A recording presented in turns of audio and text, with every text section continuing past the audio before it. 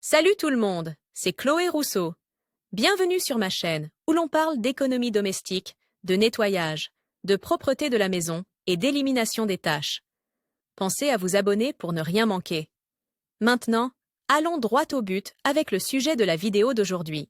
Saviez-vous que la condensation se produit lorsque l'air humide entre en contact avec une surface plus froide? C'est pourquoi il est plus fréquent d'observer ce phénomène en hiver et de le voir sur nos fenêtres. En plus de mettre en danger la partie inférieure de la fenêtre, elle provoque l'apparition de moisissures et de champignons surtout. Le cadre de la fenêtre est sur le mur. Voyons comment y remédier. Table des matières conseils pour éliminer la condensation des fenêtres. 1. Aérez votre maison tous les jours. 2. Utilisez des extracteurs ou des déshumidificateurs à la maison. 3. Contrôlez la température moyenne de votre logement. 4. Renouvelez le profil des fenêtres ou des vitres de votre logement. L'hiver, le froid et la pluie font entrer l'humidité dans nos maisons et ce problème se répercute sur les fenêtres lorsqu'elles s'embuent ou s'humidifient. Est-il normal que cela se produise? Non.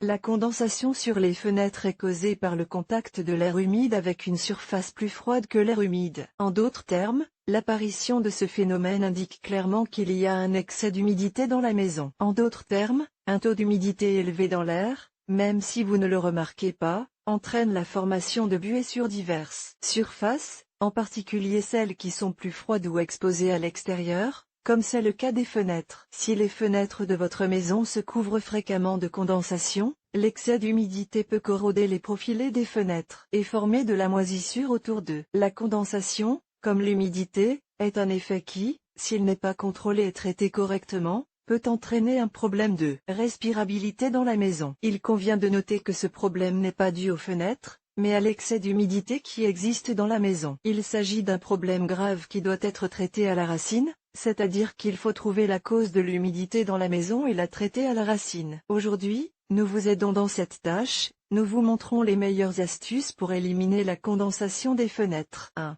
Aérez votre maison tous les jours. La condensation est générée par des actions normales telles que prendre une douche chaude, ouvrir la porte d'un four chaud ou faire bouillir de l'eau dans une casserole, entre autres. Lorsque ce type de phénomène se produit, il est généralement aussi dû à des facteurs conditionnants tels que, par exemple, la zone géographique dans laquelle vous vivez ou l'orientation de votre maison. C'est pourquoi il est important d'aérer quotidiennement votre maison afin de renouveler l'air et de réguler la température intérieure. Par exemple, l'ouverture des fenêtres pendant un maximum de 10 minutes par jour et la mise en place de systèmes de ventilation réduisent le risque de formation de buée et d'humidité. En outre, le type de fenêtre dont nous disposons dans notre maison joue également un rôle différenciateur. Si vous avez des fenêtres relativement anciennes, ce phénomène se produira plus régulièrement et le risque d'humidité sera beaucoup plus important. Aérer quotidiennement la maison est une astuce très efficace pour éliminer l'humidité et les mauvaises odeurs des armoires. 2.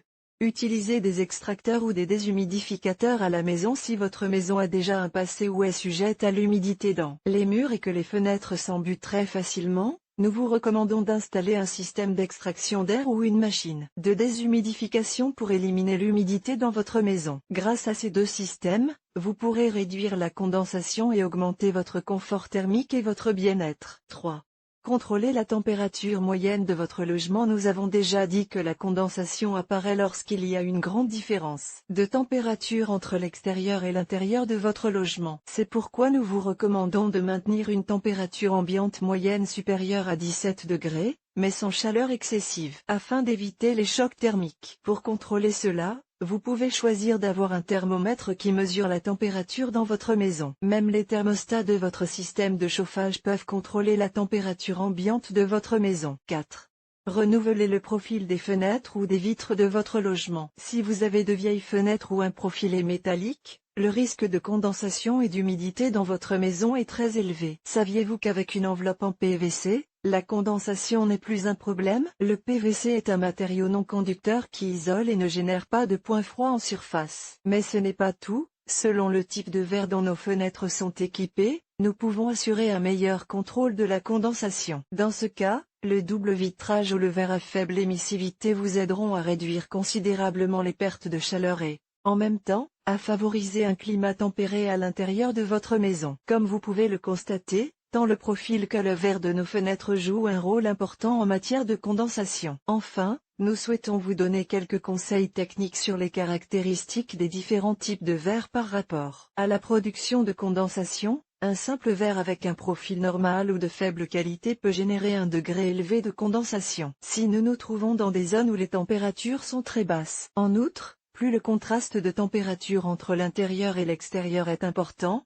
plus l'indice de visibilité et de transparence est faible. Dans le cas d'une fenêtre à double vitrage, dont l'une des vitres complémentaires est à faible émissivité, la condensation qui peut se produire sera beaucoup moins importante que dans le cas d'une fenêtre à simple vitrage. Néanmoins, il est possible que de la condensation se produise à l'intérieur de la chambre, sur la vitre intérieure ou sur la vitre extérieure. Ce phénomène est presque négligeable. Si le profilé est de bonne qualité mais que le verre l'est moins, il peut y avoir de la condensation. Dans ce cas, l'étanchéité du cadre et la ventilation interne sont déterminantes.